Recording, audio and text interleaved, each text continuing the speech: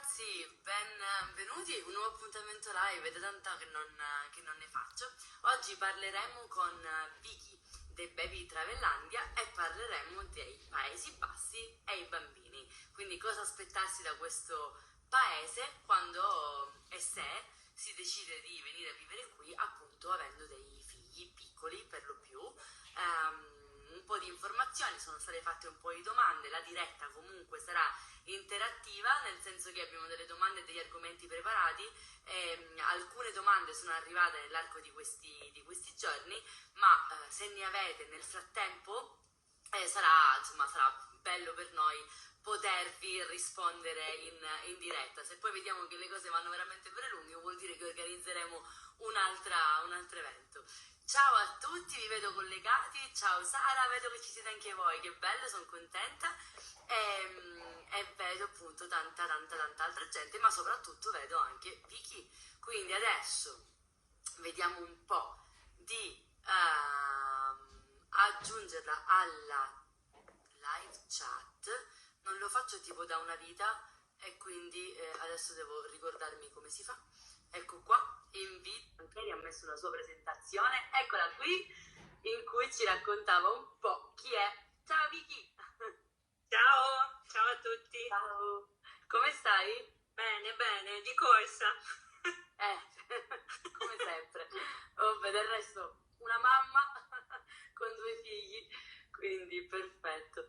Allora, avevamo un po' anticipato chiaramente che avremmo parlato della tua esperienza da mamma, lavoratrice qui nei Paesi Bassi, avevamo anticipato un po' che anche tu sei un'espatriata qui nei Paesi Bassi, vivi a Eindhoven e tu sei ucraina di origine. Esatto. E come dicevi tu, Roma di adozione. Raccontaci un pochino di te. Ecco, allora, io vivo qui. Aspetta, mi sistemo bene. Il mo mi sistemo bene ha già fatto capire il tuo essere romana di adozione. Allora, sì, vivo qui da 2 anni e mezzo, ormai. Ci siamo trasferiti in piena pandemia, quindi non è stato facile, però dai, alla fine ce la siamo cavata con qualche lockdown qui e lì. Esatto.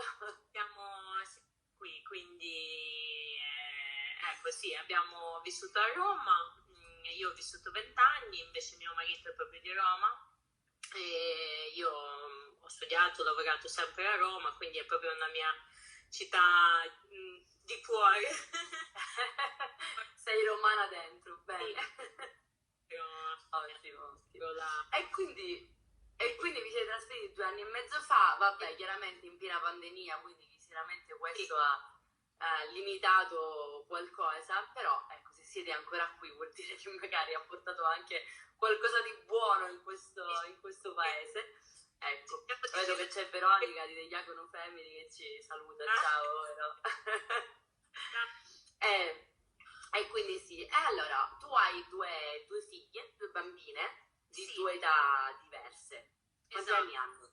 Io ho Giulia che ha 7 anni, invece Chloe ha 1 anno appena compiuto. Quindi una è romana e l'altra è provincialotta, come la chiamiamo noi, perché è nata neanche a Eindhoven, è nata in un paesino vicino a Eindhoven, quindi Quindi di provincia. Va bene. Però ecco, è interessante vedere, perché chiaramente tu stai facendo determinate esperienze qui in Olanda che non avevi fatto con la prima e invece le avevi fatte in Italia, quindi puoi anche vedere magari quali sono le differenze però hai anche dovuto, diciamo, affrontare insieme a Giulia, la più grande, cosa significa per un bambino trasferirsi da un paese all'altro, perché sembra facile ma non credo lo sia neanche per loro. Diciamo che ci siamo trasferite perché si è trasferito prima mio marito e poi ci siamo trasferite noi due dopo qualche mese, quindi appunto dico ci siamo trasferite perché era un po' diviso il trasferimento. Ci siamo trasferite in un'età in cui lei ancora è stata fortunata, come dico io, perché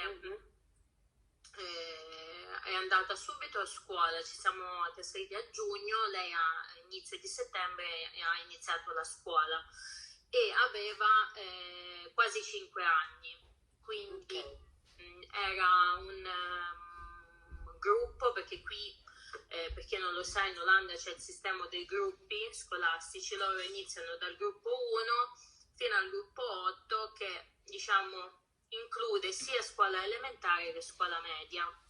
Scuola elementare che prescuola, quindi la nostra prescuola, sì, l'asilo. Sì. L'asilo, la nostra scuola materna.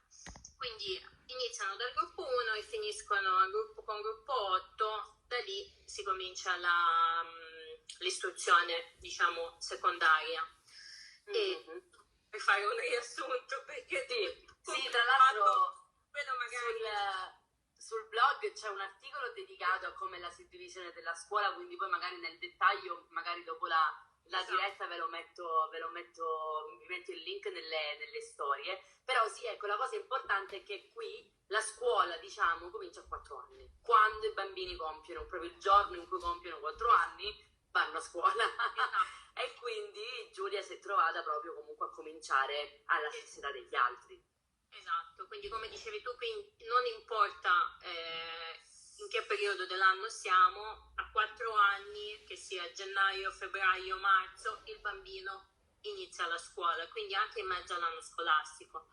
Quindi se un bambino frequenta un daycare, quindi un nido fondamentalmente, in qualsiasi momento dell'anno può tranquillamente spostarsi appena compiuti i 4 anni nella scuola, diciamo, dei grandi, che e cominciano dal gruppo 1, dove giocano, dove imparano un po' giocando. Quindi Giulia è stata fortunata perché lei ha cominciato dal gruppo 2, ora è in gruppo 4 che corrisponde alla nostra seconda elementare. Quindi lei praticamente in regola con gli anni, non ha perso nessun anno, e in questi, diciamo, 2 anni di gioco, perché è un po' più tranquilla come situazione, ha potuto studiare all'olandese, avvicinarsi di più all'inglese, e quindi adesso che il gioco si fa duro, perché comunque iniziano a leggere, a scrivere in olandese e in inglese, ma solo perché lei frequenta una scuola internazionale al 50% per scelta nostra, se no poteva tranquillamente andare in una scuola olandese e avere solo lingua olandese come lingua ufficiale. Quindi questo è il discorso di Giulia. Quindi lei adesso frequenta questa scuola gratuita, ci tengo a dire che è una scuola statale internazionale che fa parte di una scuola grande, all'interno della quale hanno deciso di creare questo gruppo internazionale, questo dipartimento internazionale. No, la scuola è pubblica, ho appena detto, stavo leggendo la è una scuola statale, quindi è pubblica. Esatto, infatti. Sì. Quindi non paghiamo solo un contributo annuale come per, diciamo, proprio simbolico, non è una scuola costosa, cioè una scuola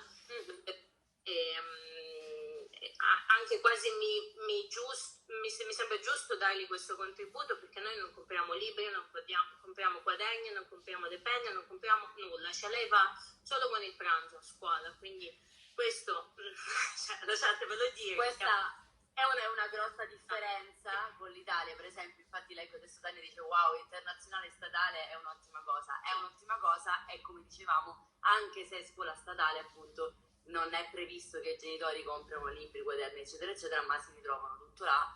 Loro vuole fornire alla bambina soltanto quello che il suo fabbisogno, diciamo, e quindi il contributo annuale ci sta. Anche nella scuola olandese loro non comprano nulla, cioè questo è proprio bisogna riconoscerlo.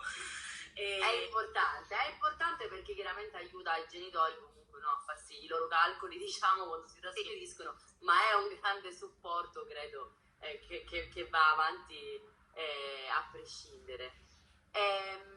Allora, vediamo, domandine, già cominciamo subito le domande. Allora, Vipergram ci dice, bellissima diretta, grazie. Ho una domanda, capita mai a Giulia di parlare olandese a casa con voi? No, parla inglese, può parlare, può correggere, può anche prendermi in giro, però in inglese. Ok. Aggiunto una padronanza e una sicurezza in inglese, ma solo perché all'interno di questa scuola loro comunque tendono a scegliere inglese come lingua dominante, ok? Perché arrivano bambini da diverse parti del mondo, e quindi che comunque già parlano inglese, quindi una lingua che li affascina tutti è inglese, quindi giocano in inglese, fanno tante attività in inglese, ma è tutto al 50%, quindi 50% in italiano e 50% in olandese, cioè le giornate sono la settimana, è divisa. È proprio Poi è ovvio che, sempre per rispondere un po' alla domanda e sull'esperienza magari di amici che ho io, internazionali, espatriati che vivono qua, se i bambini vanno ad una scuola solo olandese, quindi dove il tempo è suddiviso col 100% olandese, naturalmente diranno tante parole in olandese quando torneranno a casa, perché chiaramente per una gran parte della giornata sono esposti solo a quella lingua, con i compagni, con le maestre, e faranno quello che fa Giulia con te, quindi ti correggerà, dirà che la pronuncia non è corretta, che il nome dell'altro amichetto si dice in un altro modo e quindi aiuteranno poi a imparare anche i genitori. Veronica chiedeva se puoi dire il nome della scuola e se ha anche delle sedi dislocate, quindi non soltanto a Eindhoven, che ricordiamo è nella parte del Brabant, del sud dell'Olanda, o c'è anche in altre città dei Paesi Bassi, che tu sappia.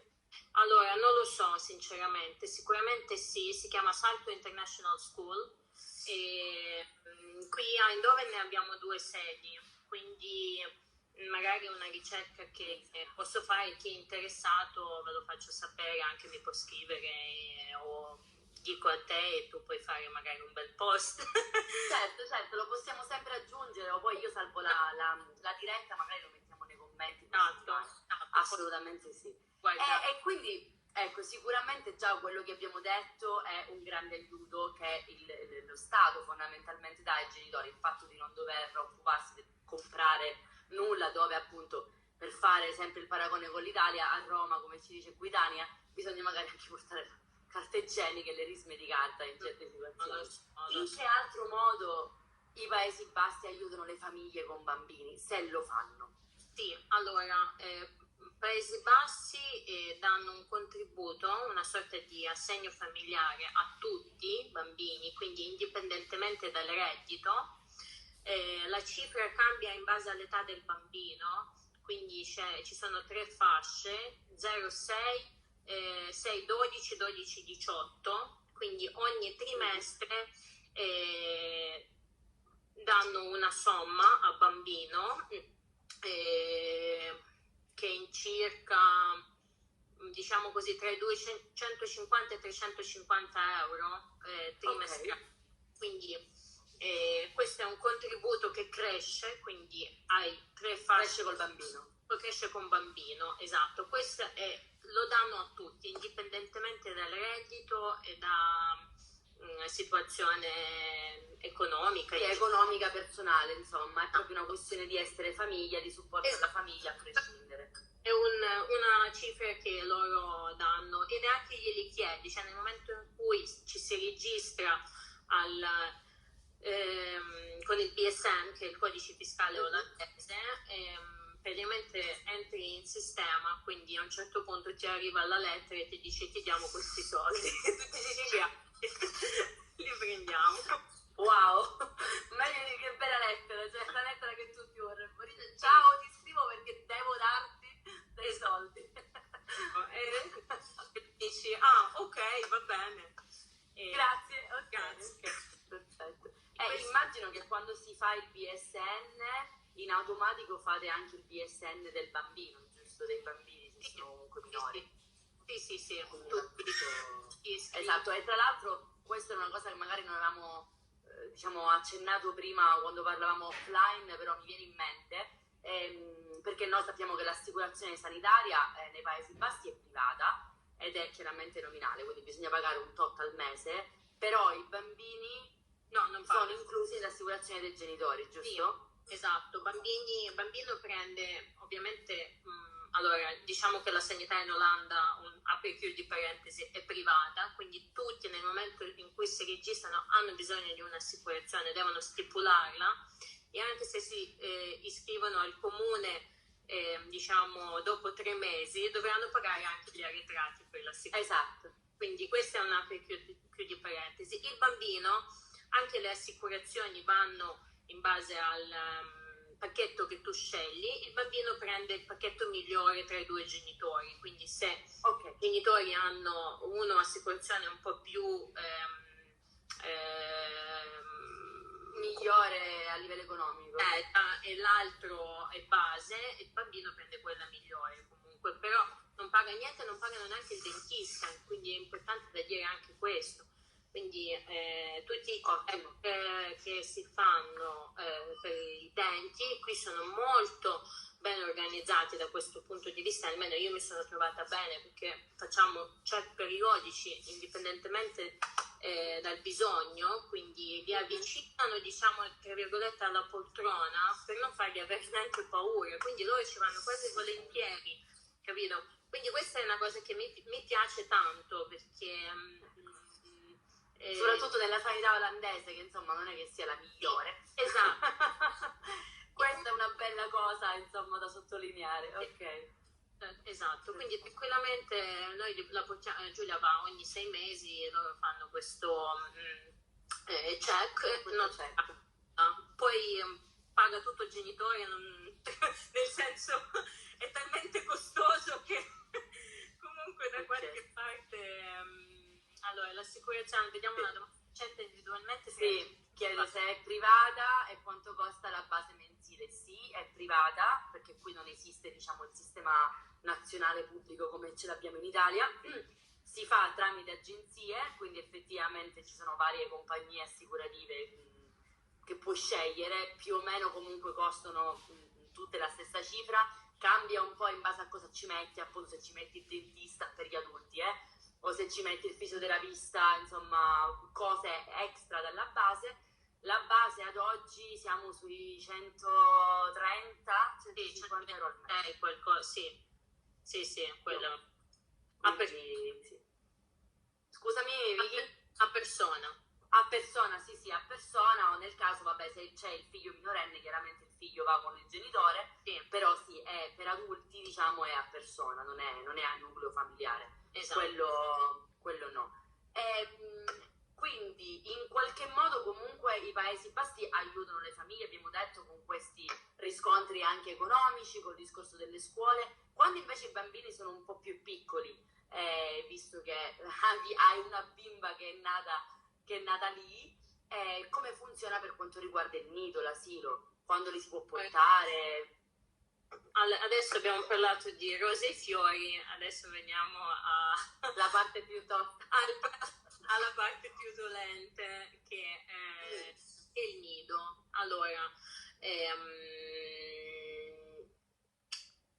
il discorso del nido è complicato, che non ci sono i posti, ok? Quindi ci si iscrive al nido delle volte nel momento in cui si scopre di essere incinte, tant'è che quando il form ti chiede il bambino è già nato, sì o no, quindi appena si scopre di aspettare un bambino bisogna iscriverlo al nido per avere una possibilità di farlo cominciare a frequentare un nido non appena finisce la maternità, perché comunque il periodo di maternità qui sono 16 settimane, quindi 3 mesi postparto, ecco. E quindi questo è un complicato, perché qui con Chloe noi stiamo aspettando il posto da luglio e ancora continuano a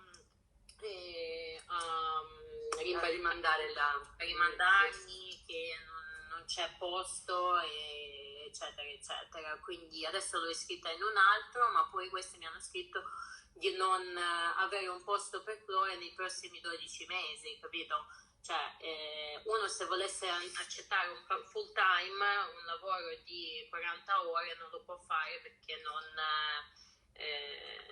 Non sa dove mandare il bambino. Non sa dove mandare il bambino, esatto. Quindi questa è la problematica principale. E non c'è posto. E non c'è posto. Poi abbiamo i nidi famiglia. Ci sono anche in Italia, che è Gastauder, che praticamente le signore che organizzano gli spazi adatti sono comunque le persone che hanno studiato, non sono persone improvvisate. Che succede? Che fanno il nido a casa, costa meno, però anche lì i posti sono quelli che sono, perché immaginate un nido che può ospitare magari non lo so, 20 bambini in un gruppo, un nido famiglia ne può ospitare 4 o 5 in base all'età, perché comunque c'è anche l'apporto quanti bambini per persona. Esatto. Quindi questo è un problema in cui io mi ci sto trovando adesso, perché non riusciamo proprio a trovare il posto. È vero che l'abbiamo iscritta tardi, è vero che non ne avevamo bisogno, perché io non lavorando me ne potevo occupare io, adesso invece ne abbiamo bisogno ma non abbiamo il posto, quindi è un po' un casino. E non c'è un modo di risolvere, quindi bisogna solo aspettare. Non è che o ti prendi una babysitter, che qui i costi sono folli, queste sono le soluzioni che abbiamo, purtroppo. Sì, ho questi nidi famiglia che appunto hanno comunque un numero ridotto. Tra l'altro è arrivata la domanda sulle alternative, che sono proprio queste. Ho questi nidi famiglia, ho le babysitter, ma chiaramente il problema della babysitter è che, sapendo la situazione, anche loro saranno oberate di lavoro e richiedono chiaramente più soldi. E il nido famiglia, il numero anche di bambini per persona è ridotto. Se non mi sbaglio, al nido sono 9 bambini per insegnante, e al nome famiglia sono 5, quindi... Sì, una cosa del genere, sì. Quindi diciamo che se qualcuno si vuole spostare in Olanda, è una cosa da tenere, e ha un bambino piccolo, quindi sotto i 4 anni, una cosa da tenere a mente è assolutamente questa. Primo fra tutte, cercare dove iscrivere il bambino al nido, se hanno già chiaramente un lavoro, se non hanno ancora un lavoro, magari insomma cercare un attimo di capire le tempistiche che ci sono anche dal lavoro, proprio per trovare la sistemazione eventualmente per i bambini così piccoli. Esatto. Invece per i bambini più grandi insomma è un po' più facile, perché comunque la scuola, anche la scuola statale, li devi iscrivere in anticipo, però vabbè. No, per bambini più grandi a 5 anni c'è la scuola dell'obbligo, e esatto, molto severi su questo, quindi il bambino a 5 anni non può mancare scuola, quindi le vacanze si fanno quando ci sono le chiusure scolastiche, la settimana bianca purtroppo quando ti costa meno non la puoi più fare, ecco. Esatto. Senti un po', come le attività extrascolastiche, no? Soprattutto, che io sappia, soprattutto il sabato mattina, giornate di attività extrascolastiche, sabato mattina.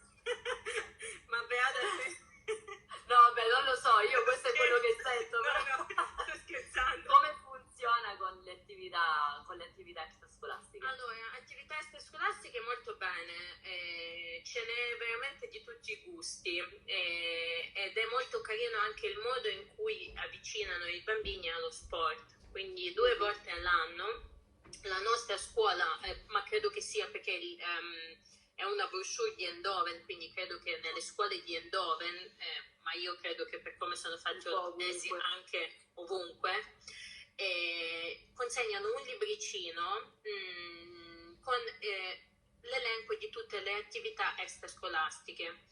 Quindi il bambino può segnarsi alle lezioni di prova, andare per 2, 3, 4 volte, provare uno sport e, se gli piace, continuare. Quindi di scelta qui ne abbiamo veramente di tutti i colori, c'è tutto. E poi anche la vicinanza c'è da dire, perché io comunque qui riesco a portarla, anche se si dovesse trattare di portarla da un'altra un punto città è comunque fattibile, ciò che a Roma comunque non potevo... Non potevi fare. Tra l'altro, Vicky, se non mi sbaglio, voi avete fatto proprio una scelta di famiglia di non avere più l'auto, quindi tu ti muovi in bici. No, io ce l'ho l'auto. Tu ce l'hai l'auto? Ok. No, ce l'ho. Sbagliavo allora. Se no, scusa, le mie gite fuori e dove, ma come me le Hai ragione. Cioè, io ci ho pensato di venderla, perché effettivamente noi qui la usiamo pochissimo. Poco, ok. Proprio per comodità, pensa che viviamo in un quartiere dove è stato, secondo me, studiato, ma penso non secondo me, è stato proprio studiato per evitare l'uso della macchina. Quindi se io devo andare magari da qui a attraversare la strada principale e magari ti dico c'è una bus line, quindi una linea preferenziale dell'autobus, cioè devo fare un giro di 15 minuti con l'auto per arrivare dall'altra parte, piuttosto che in bici praticamente la attraverso dritta per dritta, sono arrivata 3 minuti contro i 13 magari. Questa è la cosa. E poi dici perché vai in bici, freddo, neve, piove, è perché non ce la fai. Perché è più veloce. È più veloce. È vero, sono studiati apposta per non far usare le auto, soprattutto determinati quartieri probabilmente non è una coincidenza. Car free praticamente. Praticamente sì. Le persone ce l'hanno le auto, come no, però magari ecco, hai comunque un sacco di incentivo a non usarla, o incentivo oppure ti scoraggiano direttamente come nel quartiere. È veramente esatto. Sì, beh, così uno si risparmia sulla palestra, sta sempre a pedalare, quindi a voglia. Sì, certo. Torniamo un attimo perché c'erano 2 domande e mi ricordo anche le domande che sono arrivate. Allora c'era sempre Iagono Femini che ti diceva per quanto riguarda l'apparecchio come funziona, perché le interessava personalmente. È gratuito o quello si paga, visto che il dentista per i bambini è comunque incluso? No, guarda, sicuramente si paga perché... No, sicuramente, sono quasi sicura, 100% che si paghi. Non paghi l'apparecchio ma non la visita probabilmente. Sì. Ok. Credo che ci sono delle cose insomma un po' più elaborate, si paga, ma anche in quel caso si può includere l'extra nel costo dell'assicurazione e quindi il bambino sarà coperto dall'assicurazione del genitore. Certo, ok. Ogni anno poi uno può decidere, magari sapendo cosa può succedere l'anno dopo, magari di includere o no questi extra nell'assicurazione. A dicembre ogni anno si possono fare le modifiche. Per quanto riguarda il nido, io arrivo nei Paesi Bassi a maggio, ho la fortuna di trovare posto. Posso iscrivere il bambino, non ho una scadenza precisa, posso iscriverlo quando voglio all'asilo se trovo posto. Assolutamente. Okay. E qui lo Stato rimborsa qualcosa o è tutto a carico del genitore? Per quanto riguarda la tassa del nido e anche il dopo scuola, perché diciamo che qui la scuola finisce alle 2:30, 4 giorni su 5. E il quinto giorno finisce alle 12:30, quindi 12:30, 12:45 a seconda della scuola, però comunque orario molto ridotto, quindi comunque un genitore che lavora full time non solo ha bisogno di un nido per bambini più piccoli, ma anche di un dopo scuola per bambini anche un po' più grandicelli. E quindi sia dopo scuola che il nido sono rimborsati dallo Stato parzialmente e questo rimborso è in base al reddito. Quindi il sito per esempio noi qui nel Brabant abbiamo Corain che è il gestore dei nidi e del dopo scuola, quindi accedendo al sito di Corain hanno un modo di calcolare il tuo contributo e il contributo dello Stato, quindi è veramente molto lineare, quindi è facile anche da capire e farsi un'idea dei costi che uno deve sostenere. Perfetto, e comunque in ogni caso un aiuto dallo Stato c'è sempre, quindi diciamo che in generale possiamo definire i Paesi Bassi un po' come baby friendly? Sì. O... Io quindi a Lanzarote, a Tenerife, dove fa caldo, perché... Vabbè, dai. Senti, invece dal punto di vista genitore, ma anche da, come diciamo, mamma lavoratrice, allora abbiamo capito che il problema è soprattutto per quanto riguarda il nido, e quindi da questo punto di vista sicuramente ci sono delle migliorie che possono essere fatte. Però in generale, in quanto mamma, tu dai Paesi Bassi come ti senti trattata? No. È un problema? No, assolutamente. Comunque, cioè, posso parlare per l'azienda dove lavoro. Per la tua esperienza, certo. Però anche le mie amiche o le mie colleghe, mamme, donne, comunque hanno delle flessibilità che in Italia purtroppo non abbiamo. Cioè, qui è difficile trovare una mamma che faccia full time, ma questo non significa che lavora poco, significa che ha possibilità di lavorare in maniera un po' più flessibile e avere addirittura magari un giorno off, quindi non lavorare un po' per, diciamo, questa maternità facoltativa che loro hanno comunque, oppure proprio scegliere di una riduzione dell'orario e piuttosto che fare 40 ore settimanali ne fa 32, quindi lavora 4 giorni su 5. Il quarto giorno che non lavora, che può essere mercoledì, e spesso volentieri funziona proprio così, mercoledì che è una giornata corta a scuola, loro hanno Mama Day, quindi Mama Dach. In questo Mama Day porta bambino in piscina, porta bambino, cioè proprio non lavora, sta a casa con, si occupa di bambino. Diciamo che funziona, esiste anche un Papa Dach, anche la possibilità di avere il papà, di avere un giorno libero dal lavoro, poter stare col figlio. Volevo arrivare proprio lì. Siccome hanno questa possibilità, flessibilità, che aziende comunque ci tengono a questa cosa, quindi non è una cosa mal vista, è una cosa quasi incentivata. Quindi delle volte famiglie, soprattutto di olandesi, quelli che ho conosciuto, magari con più bambini, e siccome dopo scuola eccetera ha un costo, loro si scelgono, facendo immagino loro calcoli, un giorno mamma dà, un giorno papà dà, quindi mamma day, papà day, un giorno nonni day, perché voglio dire chi ha fortuna un aiuto se c'è, perché no? E però poi gli rimangono 2 giorni da sistemarli in un dopo scuola eccetera, perché dopo scuola comunque va a giorni, va a ore, non va a una settimana intera, quindi se tu hai bisogno che tuo figlio vada a scuola 2 giorni a settimana, tu lo iscrivi per 2 giorni a settimana, non lo iscrivi per una settimana intera, quindi i giorni necessari, proprio per una questione di costi.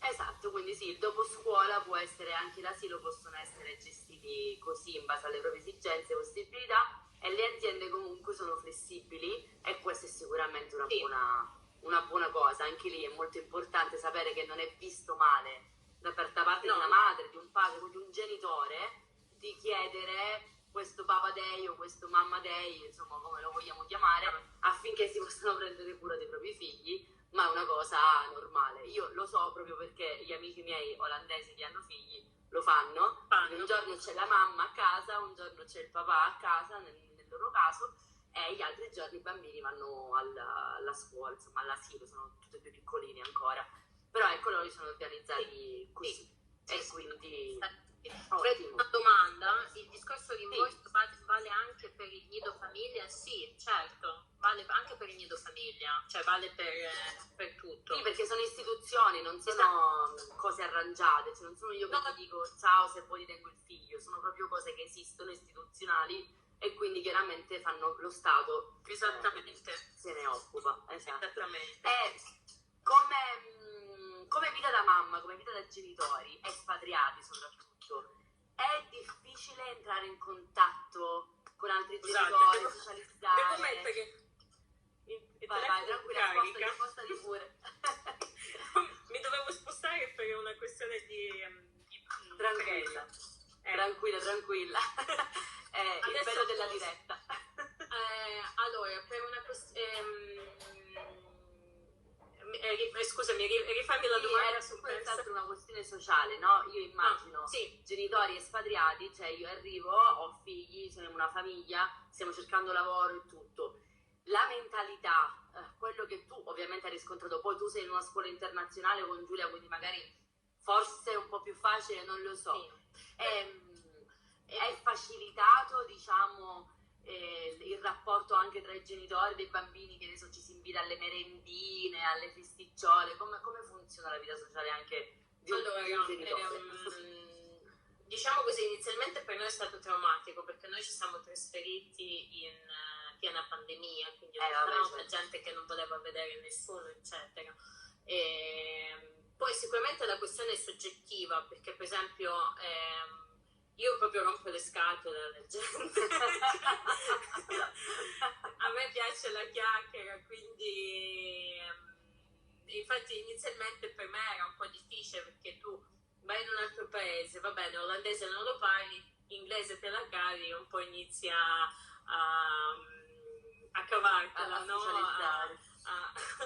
E non potendomi esprimere al 100%, quindi non anche magari volevo dire delle cose che non ero in grado di dire, quindi mi stavo zitta e dico vabbè, ok.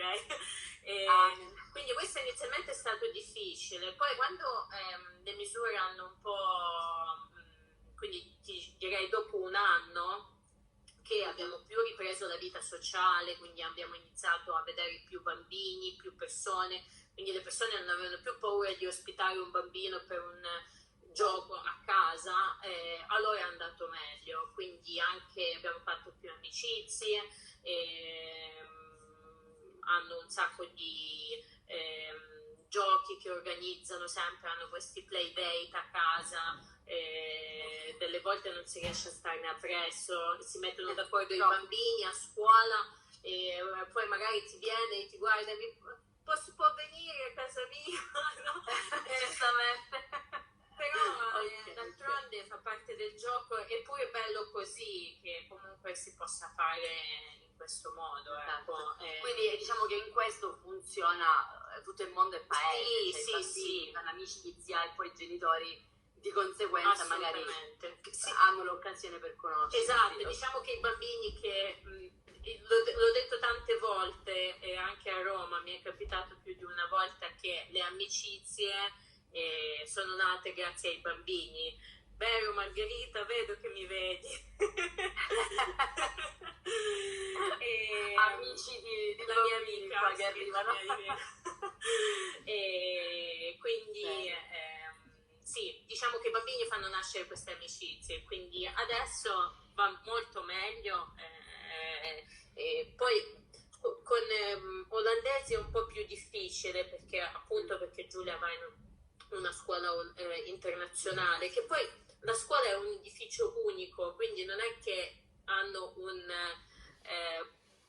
sono chiusi separati da un'altra parte, loro poi si mischiano dentro, però è il paradosso che non è che i bambini expat imparano olandese, sono quelli olandesi che imparano inglese da loro. Che imparano l'inglese, ok? Sì, capito?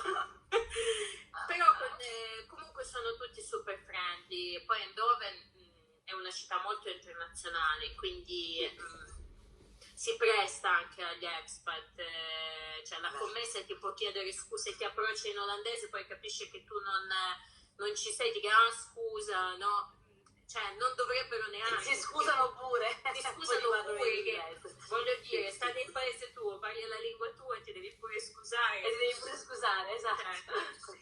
Questa è una cosa che io tengo sempre a sottolineare e a precisare. Loro sono talmente tanto carini che sono loro a cambiare la lingua per noi, quindi bisogna sempre andarci, secondo me, in punta di piedi, col tempo magari impararla un pochettino, ma soprattutto non partire in quarta che devi parlare inglese quando parli con me, perché in realtà dovrebbe essere il contrario. Esatto. Quindi cerchiamo di... Sono d'accordo su questo, cioè io quelle poche cose che so adesso le dico pure volentieri, perché comunque rispetto il paese che mi ospita, rispetto anche la loro volontà comunque di adeguarsi, perché ti ripeto non dovrebbero, È bello che sia così perché Bello, dà bello, ancora il bello. respiro Sì, di sì, internazionalità. assolutamente. Però deve venire da entrambe le parti, quindi loro si adattano a noi, noi ci adattiamo a loro, visto che siamo comunque qui, quindi alla fine ci sta. Sì, è così, è così. Quindi, ecco, questo è il riassunto Questo è il riassunto, esatto, Vicky. Abbiamo fatto un bel riassunto in questa, insomma, mezz'oretta, 40 minuti, dove secondo me abbiamo toccato sicuramente i punti più importanti, abbiamo risposto alle domande che sono arrivate. Io questa diretta la salvo qui su Instagram e quindi poi nei commenti possiamo aggiungere le cose che abbiamo detto, come il nome della scuola per esempio, in modo che sia sotto gli occhi di tutti. E chiunque abbia delle domande che magari vengono in mente, scrivetele, che Esatto. se sono tante anche magari facciamo un'altra diretta, altrimenti rispondiamo pian piano. E poi ecco, vabbè, io la salvo anche su YouTube in modo che posso mettere i sottotitoli in inglese, perché magari ci sono delle famiglie internazionali che vogliono saperne qualcosina, perché no? Sì, assolutamente, perché alla fine questo discorso vale per tutti. Per tutti. Sì, e tu Esatto. hai un sito bellissimo, Grazie. con bilingue, quindi è giusto che sia così. Grazie. Appunto io, come dicevo anche nella presentazione della diretta del Baby Travelandia, seguitela, seguiteli, perché è in realtà è l'account di famiglia. In realtà c'è gente che mi ha scritto che mi segue per la carbonara, però vabbè. Probabilmente mi darò a food blogging. magari sì, perché no? Ragazzi, Però, sì, avete altre domande al volo? Se scrivete. Sì, se c'è qualche domanda al volo, Sì. mentre noi ci raccontiamo un po', Esatto. no, però appunto la vostra pagina di famiglia è carina e racconta un sacco di avventure, diciamo, olandesi e in viaggio, che Sì. comunque voi fate, Io con le bambine. non riesco a fermarmi, capito? Poi Ma è bello. da è una bella Roma cosa. dovevo prendere un aereo, un treno per uscire. Invece qui comunque le distanze ti permettono anche di andare, che ne so, con 3 ore in Francia, con un'ora. È vero. Cioè, hai comunque un sacco di possibilità, quindi non riesco proprio a fermarmi. Fai benissimo, è bello che sia, che sia Sì. così. Finché E niente, può. va bene. Noi ci vediamo presto dal vivo. perché Assolutamente. mi sembra doveroso. Andiamo a fare Siamo a un un'ora giro. di strada, quindi insomma. Vieni a fare un giro sui posti di Van Gogh. Sì, assolutamente sì. Quindi mi farai riscoprire Eindhoven, che di solito la vedo solo per l'aeroporto, invece me la farai No, riscoprire. tra l'altro io abito vicinissimo all'aeroporto, quindi Ecco. prossima volta quando Va capita. bene, anch'io abito vicino all'aeroporto di Rotterdam, quindi ci possiamo scambiare i Magari voli. possiamo venire con un jet. Va bene. Va bene. Allora grazie a tutti, Grazie a te, grazie Rosy. ancora Vicky e a presto. Un bacio. bacione. Ciao a tutti.